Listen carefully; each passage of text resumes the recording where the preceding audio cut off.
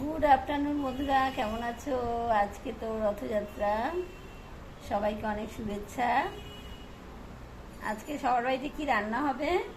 আমার কিন্তু আজকে আমি কিন্তু রান্না করব খিচুড়ি আর লাবড়া, আর চাটনিও করার ইচ্ছা আছে, দেখা যাক কি হয়। কেননা একটু দেরি হয়ে গেল, সকালে ঘুম থেকে উঠেছি দেরিতে, রান্না টিফিন করতে দেরি হয়ে গেল।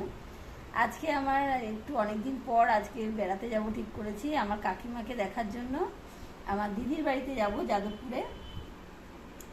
তা জানি না আমি আমার কাকির সঙ্গে দেখা হবে কি না। আমার আমার যদি গোপাল চায় নিশ্চয়ই হবে দেখা।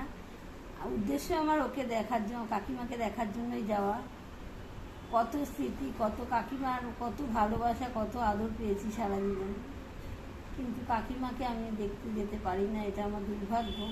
নানান কাজে আটকে যাই, যেতেই পারি না। অনেক চেষ্টা করেও 5-7 বছরের মধ্যে যেতে পারিনি। 5-6 বছর 7 বছর হয়ে গেল যাওয়া হয়নি। এখন আজকে আমি স্থির করেছি, যাই হয়ে যাক না কেন আমি যাব। এখন কাকিমার সঙ্গে দেখা হবে কি না সেটাই হলো কথা। কাকিমা অন্য জায়গায় থাকে, দিদিকে তো ফোন করে জানালাম, দেখা যাক কপালে কী আছে। বেঁচে থাকতে না গেলে, মরে গেলে গেলে তো নিজের ভেতরটাও কষ্ট হবে, যা মানে এই জীবনে আফসোস থেকে যাবে না। কেননা বয়স হয়েছে। কাকি আর আমার মাসিকেও দেখতে যাওয়ার খুব ইচ্ছা, একদিন যাব ভাইজিকে নিয়ে। হাজবেন্ড কোথাও বেরোতে চায় না, তার হার্টের পেশেন্ট, অফিস যায় সপ্তাহে একদিন দুদিন বাড়ি থাকে।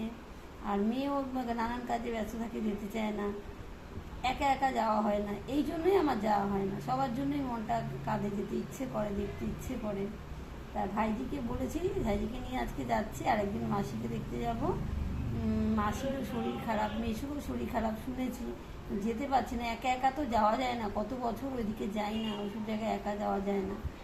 তা ভাইজিকে বলেছি যদি যায় তো একদিন মাসিকেও দেখতে যাব। দেখো, বেঁচে থাকতে একবার দেখার খুব ইচ্ছা। এইটুকুই তো জীবনে। যারা নাকি মা নেই, মার পরে মাসি আর কাকি আছে, যারা খুব খুব আদর ভালোবাসা দিয়েছে সারা জীবন আমাদেরকে, তাদের সঙ্গে শেষ বয়সে একবার তো দেখা করাই উচিত। কিন্তু সংসার এমন একটা জটিল জিনিস না, কিছুতেই বেরোতে পারি না গো। কিন্তু সবাই তো সেটা বুঝবে না, এটাই হলো কথা। এই কিছুদিন আগে আমার দাদা মারা গেল, যাব করে 5 বছরে যেতে পারলাম না। মারা যাওয়ার পর গেলাম, তখন আমার নিজের ভেতরটা এত কষ্ট হচ্ছিল, বেঁচে থাকতে মানুষটাকে দেখতে এলাম না। তাই এই দ্বিতীয়বার এই ভুল আমি আর করতে চাই না। আজকে যাই, দেখা যাক কী হয়। টাটা।